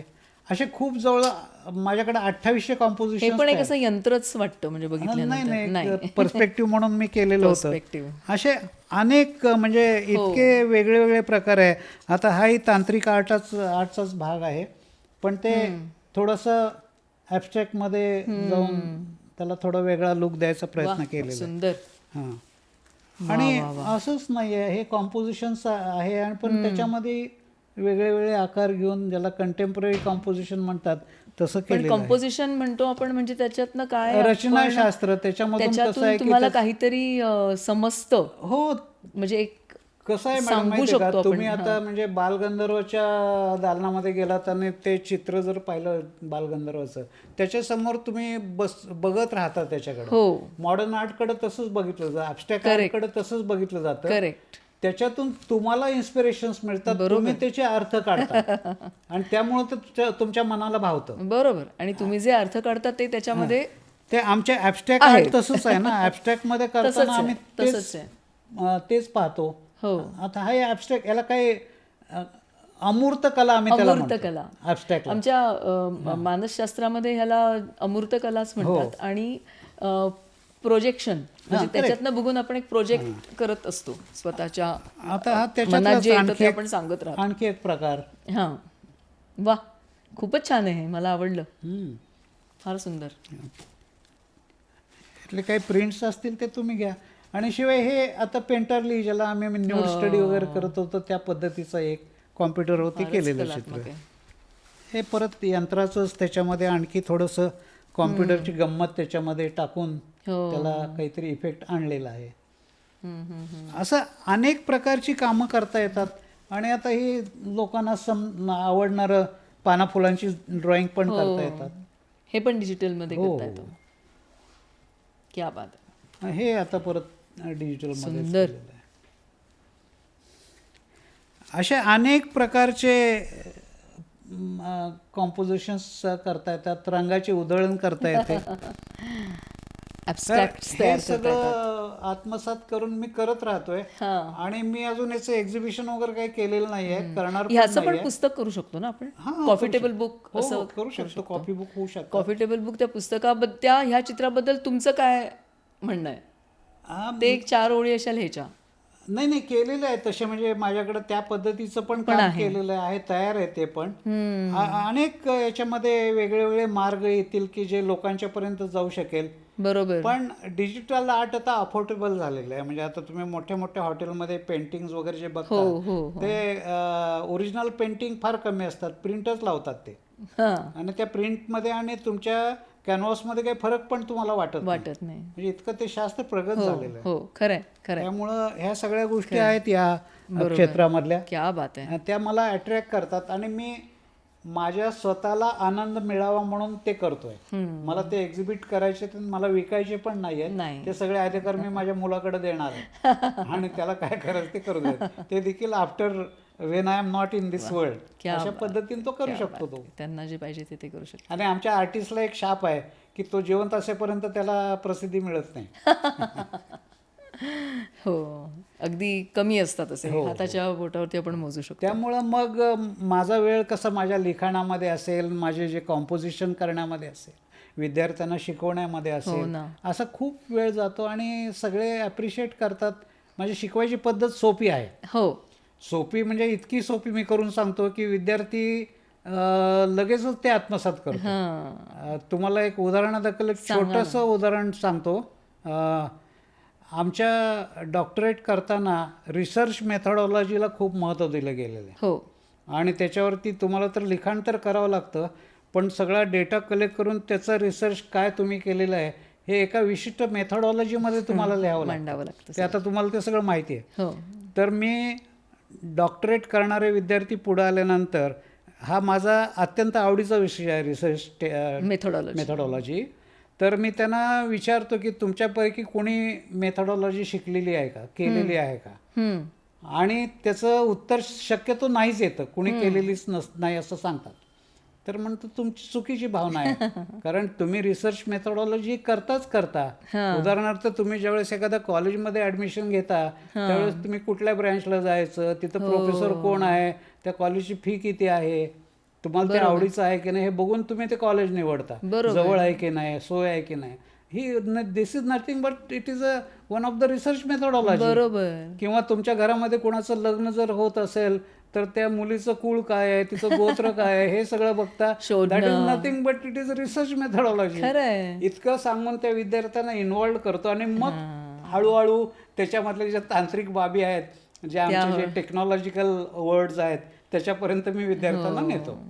मग त्याच्यामधलं सगळं रिलायबिलिटी, मग व्हॅलिडिटी, मग ते रिग्रेसिव्ह अनालिसिस, मध्ये सगळं फार करावं लागतं त्याच्यात. नाही पण ते सगळं म्हणजे हळूहळू तिथपर्यंत नेतात. शिकवण्यामधला मी एक चांगला शिक्षक असल्यामुळं मी सांगतो की पहिल्यांदा काय आहे, कुठलीही गोष्ट शिकायची असेल ना, पहिल्यांदा तुमची मानसिक तयारी झाली पाहिजे विद्यार्थ्यांची. बरोबर. साधं लॉजिक आहे. खरंय. ज्या गोष्टीची भीती तुम्हाला वाटते ना त्याला तुम्ही स्पर्श करत नाही. जी गोष्ट तुम्हाला आवडती ती लगेच आत्मसात करता. करेक्ट आहे. त्यामुळे मी ती भीती पहिल्यांदा घालवतो. मस्त. I become friendly with my students and then I start teaching maybe difficult subject. खूपच छान. त्यामुळं खूपच छान. विद्यार्थी त्याच्यामुळे तुम्ही विद्यार्थ्यांमध्ये नक्की पॉप्युलर असणार. टीचर म्हणून मला अप्रिशिएट करतात, प्रेम करतात माझ्यावरती. वा वा वा. That is a grace of God, nothing, it is not mine. पण ती ही कला आहे. सगळ्या गंमत म्हणून सांगते, आता हा विषय निघाला आहे, माझी PhD आहे ती, त्याचा टॉपिक असा होता की impact of teachers emotional intelligence on students performance. Great great great great. माझ्या आयुष्याशी रिलेटेड आहे. अगदी म्हणजे तुमच्यासारखे अगदी कमी प्रोफेसर्स असे असतात की जे खरंच मुलांच्या सारखं होऊन त्यांच्यापर्यंत पोहोचून मग तो विषय ते शिकवतात. आणि तो जो विश्वास निर्माण होतो ना, मग त्याच्यातनं ती मुलं जी घडतात ती वेगळीच असतात आणि त्यांचा परफॉर्मन्स अगदी वेगळा असतो. हो. आता मी एक परिवर्तन म्हणून एक पुस्तक, घडवा तुमच्यामध्ये परिवर्तन म्हणून पुस्तक लिहिलंय मी. त्याच्यामध्ये या सगळ्या गोष्टी मी लिहिलेल्या आहे की तुम्हाला भीती घालवायची असेल तर काय करावं लागतं, तुम्हाला अंतर्मन ओळखायचं असेल तर काय अशा अनेक विषय डोक्यामध्ये येतात ते मी आपले उतरवतो. पण खूप चांगलं आहे की तुम्ही हे म्हणजे काय म्हणायचं आपण त्याला, की तुम्ही ते व्यक्त होता आणि ते लेखनाच्या ह्याच्यातनं व्यक्त होतं आणि नुसतंच व्यक्त होत नाही तर ते इतकं असं मेथॉडिकली, सिस्टमॅटिकली की ते आणि ते लोकांपर्यंत पोहोचतं. नाही मॅडम, मला म्हणजे ना लोकांना थोडंसं कार्यप्रवृत्त करायला आवडतं. आता कवितेच्या पुस्तकामध्ये जर आपण बघितलं ना, तुमची एका कवितेनी आपण आपली ही मुलाखत मग आपण ती आपण आपला छोटीच हा- कविता घेऊया. हो आणि मग आपण थांबूया. हो. खरं तर थांबायची इच्छा नाहीये. खूप गोष्टी आहेत बोलण्यासारख्या, गोष्टी आहेत, पण आपल्याकडे थोडासा वेळ थोडीशी हे आहे.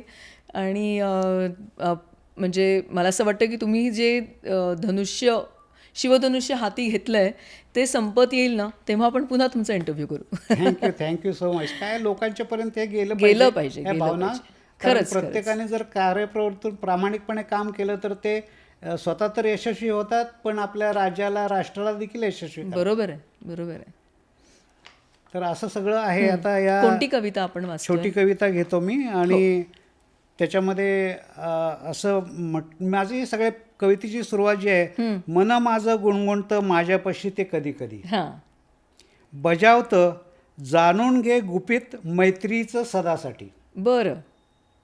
मैत्री नसावी कधी आलेली ती संधी आल्याने, आहे ती जबाबदारी पेलावी तू त्याच भावनेने. वा. असावी सदा मैत्री ती अंतरच्या निरपेक्षतेची, राहावी ती कायम तर नाते राहते जन्मांतरीची. वा. भाग्यवान असतात जे मिळते त्यांना चांगले मैत्र जन्मी, कृपा ती मानवी भगवंताची भेट घडवी तू त्यांची. वा वा वा. असावी भावना परस्पर मदत जी येता प्रसंगी कधी, न तोडावी मात्री ती कधी कोणत्या कारणासाठी. अशा साध्या साध्या कविता आहेत माझ्या. क्या बात 100 आहे. कविता आहेत. खूप छान. मला आणि प्रत्येक कवितेची सुरुवात ही मन माझं गुणगुणतं माझं पाशी ते कधी कधी, आणि ती भावना जी आहे आणि ना, तिथून ती सुरुवात तुम्ही ती करताय. कारण का प्रत्येक जण काही जरी काम करत असला तर तो आपल्या मनाशी कुठंतरी काही तुलना करत असतो बरोबर आहे. आणि त्याचा अर्थ काढायचा प्रयत्न करतो. म्हणजे माझ्याकडे बघताना देखील लोक कुठल्या भावनेने बघतात ते मला कळत नाही, पण तो माणूस तो अर्थ काढत असतो. बरोबर. तर ती भावना वेगळी असते आणि वेगळी मग असते. हे वेगळे ज्या भावना आहेत ना त्याच्यावरती या 100 कविता आहेत. खूप सुंदर. तर असं हे सगळं लिखाण केलेलं आहे. खूप छान. म्हणजे मी भगवद्गीतेवरती लिहिताना पहिल्यांदा 1-2 कविता लिहित होतो आणि नंतर भगवद्गीतेचा श्लोक लिहित होतो. म्हणजे ही थोडीशी ज्याला सुरुवात ज्याला वॉर्मिंग अप म्हणतात ना, ते करून मी खऱ्या कवितेकडे येत होतो. मग त्या याच्या मग त्या श्लोकाकडे, मग त्या ह्याच्याकडे श्लोकाची कविता होत होती. सुंदर. असं सगळं करत राहिल्यामुळे केल्याने होत रे, आधी केलंच पाहिजे असं म्हणतात ना, तसंच माझ्या याच्यामध्ये सूत्र आहे. आणि मी काही सूत्र जीवनामध्ये जी पाळलेली आहेत ना, ती म्हणजे मी एक गीतेचं सूत्र खूप जवळून पाळतो मी. कर्मण्येवाधिकारस्य मा फलेषु कदाचन. म्हणजे तुम्ही कर्म करत राहा, त्याचं फळ तुम्हाला मिळत राहील. हे एक मी पाळतो. आणि एक आमचं खूप मोठा शास्त्रज्ञ होऊन गेला कारवर म्हणून, एक होता कारवर म्हणून एक पुस्तक पण प्रसिद्ध आहे, विनाताई गवाणकरांनी ते लिहिलेलं आहे. वाचलंय मी ते. त्याच्यामध्ये त्यांनी म्हटलेले की start whenever you want with whatever you have, अगदी something out of it and never be satisfied. ते माझं दुसरं सूत्र आहे. अरे वा. आणि तिसरं सूत्र जे आहे ते साईबाबांनी सांगितलेलं सूत्र आहे, श्रद्धा और सबुरी. एवढे जर असतील ना तर कुठलाही सामान्य माणूस आपल्या जीवनामध्ये नक्की यशस्वी होईल, याची मी गॅरंटी देतो. वा. आणि तुमचं अजून एक सूत्र आहे. कोणतं? इदम न मम. ते तर सगळंच आहे, जगाचं सूत्र आहे, माझं नाही आहे. असं वाटतं की हे मी करतोय, पण तसं नाही, करून घेतो. असं वाटतं की आरती मॅडम माझ्याशी मी कॉन्टॅक्ट केलेला आहे किंवा आरती मॅडमने माझे केलंय, त्यांनी घडवून आणलंय. ते तुम्ही कॉस्मिक कनेक्शन्स आहेत सगळे. कनेक्शन्स आहे. क्या बात आहे. तर असं ते खूप छान. खूपच मज्जा येते खरं तर, पण कुठेतरी आपल्याला थांबलं पाहिजे. त्याच्यामुळे अगदी नाईलाजानी आम्ही आता इथे थांबतोय. आणि त्यांनी मला सांगता सांगितलं आहे की जेव्हा ते त्यांचं अध्यात्मावरचं त्यांनी हाती घेतलेलं जे लिखाण आहे, म्हणजे ज्ञानेश्वरी आणि भगवद्गीता याच्या संदर्भातलं त्यांचं जे काही लिखाण आहे ते जसं आता 8 अध्याय पूर्ण झालेले आहेत, तर अजून काही अध्याय राहिले आहेत. तर ते जेव्हा पूर्ण होतील 10 अध्याय राहिलेले. तर आम्ही तेव्हा पुन्हा भेटणार आहोत आणि आपण असंच परत एकदा त्यांच्याशी छान मनमुराद गप्पा मारूया. आणि हे होते प्रोफेसर, विचारवंत, अतिशय माइंडफुल असे, कायम असणारे, विचारांमध्ये मग्न राहायला आवडणारे doctor Subhash Pawar. Thank you so much sir. नमस्कार. Thank you so much. खूप छान वाटलं तुमच्याशी सगळं चर्चा करताना, माझ्या मनामधले आलेले विचार तुमच्याशी बोलून दाखवताना. अत्यंत ओपनली फ्रँकली बोललेलो आहे. कोणाचा अगदी. त्याच्यामध्ये हे अपमान करावा असा अजिबात उद्देश काहीच नाही, नव्हता. काहीच जीवनामध्ये यशस्वी होण्याकरता मी जसा प्रयत्न केला तसा सगळ्यांनी करावा अशी माझी मनापासूनची इच्छा आहे. तेवढं जर केलं तर मला वाटतं की आपलं जीवन सार्थक झालं. अगदी नक्कीच. क्या बात आहे. या सुंदर मुलाखतीच्या निमित्ताने तुम्ही माझ्याकडे आलात आणि त्यासाठी माझं एक डिजिटल क्रिएशन तुम्हाला देतो. याच्यामध्ये काही तुम्हाला फॉर्म्स दिसतील जे तुम्हाला इन्स्पायर करतील, आशीर्वाद देतील अशा अपेक्षा करतो. नक्की. गणेशाचं तर मला त्याच्यामध्ये ऑलरेडी फॉर्म दिसतोच आहे आणि मला असं वाटतं ते उलटं केलं तर मला वाटतं अशी लाट उसळून वर येते असं पण वाटू शकतं. सो फॉर एक्झाम्पल लाईक दिस. हां, ते उलटं करू नये म्हणून मी खाली टायटल दिलेलं तिकडे. Yes. So it has to be like this. हो. खूप सुंदर. Thank you so much. आणि हे प्रचंड आवडलंय ते मला. हे पण तुमच्याकरताच आहे. हे मी तुम्हाला देतो वाचून. मला अभिप्राय कळवा. अगदी. आत्मानंद हा खरं म्हणजे जीवनाचं सूत्रच आहे. येस. ते फक्त बघा. आणि कवितेचे पुस्तक तुम्हाला देतो. नक्की. वा वा वा. मन माझं गुणगुणतं, माझं पाशी कधी माझं पाशी कधी कधी. वा. तर काका, मला तुम्हाला सांगायला आवडेल की मी पण पुस्तकं लिहिण्याचा प्रयत्न केला आहे. Very good. आणि मी कोविडमध्ये असताना वानवळ्याच्या गप्पा म्हणून मी एक मराठीत पुस्तक लिहिलं. वा वा वा. आणि त्याच्या आधी माझं भावनिक बुद्धिमत्तेवर द माइंडफुल हार्ट म्हणून मी एक पुस्तक लिहिलं होतं. वाव, तुमच्या याचं टायटल पण तेच आहे ना यूट्यूबच्या चॅनलचं. यूट्यूब चॅनलचं टायटल आपलं माइंडफुल हार्ट टॉक शो आहे. आणि माझी कन्सल्टन्सी, तिचं नाव पण माइंडफुल हार्ट कन्सल्टन्सी आहे. Very good. तसं ते अलाइन झालंय सगळं. खूपच छान. तर ते ॲक्च्युली आउट ऑफ प्रिंट आहेत सगळे. कॉपीज संपल्यात त्याच्या. पण मी नेक्स्ट म्हणजे नक्की तुम्हाला कुरिअर करेन किंवा नेक्स्ट टाइम पुण्याला येताना तुमच्यासाठी घेऊन येईन नक्की. आणि हे आपले गिफ्टिंग पार्टनर आहेत एक पॉवर ॲम्प. तर त्यांचं चाकणला त्यांचं युनिट आहे. तर त्यांनी हा स्पेशली गणपती तुमच्यासाठी बनवून पाठवला आहे त्यांच्या फॅक्टरीमध्ये. मेटल फॅब्रिकेशन युनिट आहे त्यांचं आणि खूप सुंदर त्यांनी बनवलं आहे. आपण इथे ठेवूया त्याला. हे आपले नवीन गिफ्टिंग पार्टनर जॉईन झालेत आपल्याला, विश्वस्वामी आयुर्वेदा म्हणून. तर त्यांनी त्यांचे काही प्रॉडक्ट्स त्यांनी तयार केले आहेत स्वतः. डॉक्टर मेघा म्हणून. तर त्यांचं हे आहे विश्वस्वामी आयुर्वेदा. आणि त्या खूप छान डॉक्टर आहेत आणि सगळ्या ऑथेंटिक आयुर्वेदिक ट्रीटमेंट्स त्यांच्या ह्याच्यामध्ये त्या देतात. हे आपले नवीन गिफ्टिंग पार्टनर आहेत, ते पुण्याचेच आहेत, स्वादिष्टम म्हणून. तर भावना दोशी म्हणून आहेत, तर त्यांचा हा ब्रँड आहे. आणि त्यांनी हे असे खूप सुंदर सुंदर त्यांचे प्रॉडक्ट्स आहेत. एक आहे त्यांचं मुखवास आहे. त्याच्यानंतर हे फ्रूट नट्स आहेत आणि आमला आहे. तर ते त्याच्यामध्ये आवळ्याचं जे आहे तर त्याच्यात त्यांनी फक्त ज्येष्ठमधाची पावडर त्यांनी यूज केली आहे. त्याच्यामध्ये साखर नाही आहे कशामध्ये, म्हणजे शुगर त्यांनी टाळली आहे यूज करणं त्याच्यामध्ये. सर ते खूप छान प्रॉडक्ट्स आहेत त्यांचे आणि पुण्यातच आहे आणि नंबर पण आहे. अगदी खूपच चांगलं आहे तुमच्यासाठी. आणि हे अजून एक आपले गिफ्टिंग पार्टनर आहेत साताऱ्याचे, चव भारी. खूपच छान. पारंपरिक चव मिनिटात तयार. चव भारी. तर हे आहेत. आणि त्यांचे मसाले जे आहेत ते खूप आवडतात सगळ्यांना. आणि हा अफलातून आहे, कांदा लसूण मसाला त्यांचा, आणि हा दुसरा पण. आणि त्याच्यातनं अनेक भाज्या, विविध भाज्या आपण बनवू शकतो, म्हणजे फक्त नॉनव्हेजच नाही. आता या दगदगीच्या जीवनामध्ये अत्यंत महत्त्वाचं आहे. खूप महत्त्वाचं आहे, खूप महत्त्वाचं आहे. आणि हे आपले अलिबागचे गिफ्टिंग पार्टनर आहेत, कोकणी गोडवा. त्यांनी त्यांचे छान पदार्थ असे मस्त पॅक करून पाठवले. Thank you so much. इथे छान वाटतं ते सगळे. तुमचे सगळे पार्टनर्स पण चांगले आहेत, ते पण ऍक्टिव्ह आहेत आणि हे सगळं लोकांच्या पर्यंत तुम्ही पोहोचवतात. ते खूपच छान. धन्यवाद. आणि आपले अटायर पार्टनर आहेत सुई दोरी, cord sets with hand embroidery. Radio partner Vishwas radio Nashik. आमचे सगळे एपिसोड्स आपण विश्वास रेडिओ नाशिक ह्यांच्या रेडिओवरती ऐकू शकणार आहात. आणि आमचे ग्लोबल टी व्ही पार्टनर आहेत ई प्रसारण रेडिओ अँड टेलिव्हिजन. आणि त्यांचे प्रोग्रॅम्स हे जवळजवळ 180 देशांमध्ये आपल्याला बघायला आणि ऐकायला मिळतात. आणि त्यांच्या रेडिओवरती द माइंडफुल हार्ट हे चॅनेल आहे आणि तिथे तुम्ही नक्की आमचे हे सगळे एपिसोड्स 1 बाय 1 बघू शकता. लोकेशन पार्टनर आहेत आपले आर्ट पुणे फाउंडेशन, संजय पवार आणि प्रियंवदा पवार. आणि आपण त्यांच्याच ह्या सुंदर अशा आर्ट गॅलरीमध्ये बसून आपण आपले इंटरव्ह्यूज आपण कंडक्ट केले आहेत. आणि पुढे जे कधीही जर आपल्याला पुण्यात जर करायचे असतील इंटरव्ह्यूज तर येस, आमची हक्काची जागा इथे आहे. Thank you so much. थँक्यू. आमचा हा एपिसोड, आमचा हा इंटरव्ह्यू जर तुम्हाला नक्की बघायला आवडेल अशी खात्री आहे आम्हाला. आणि तुम्ही जर बघितलात तर नक्की लाईक करा, शेअर करा आणि सबस्क्राईब करा.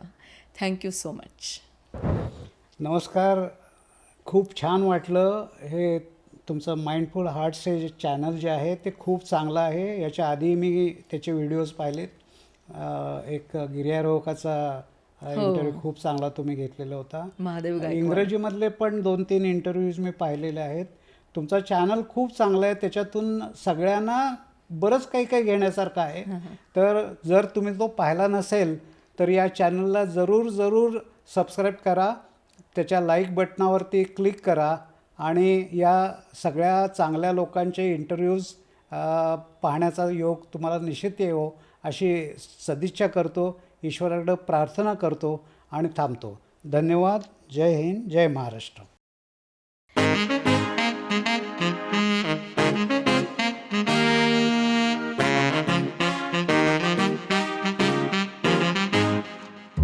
विविध व्यक्तिमत्वांच्या जीवनाचा प्रवास, श्रवणीय अनुभवांची असे माहिती खास.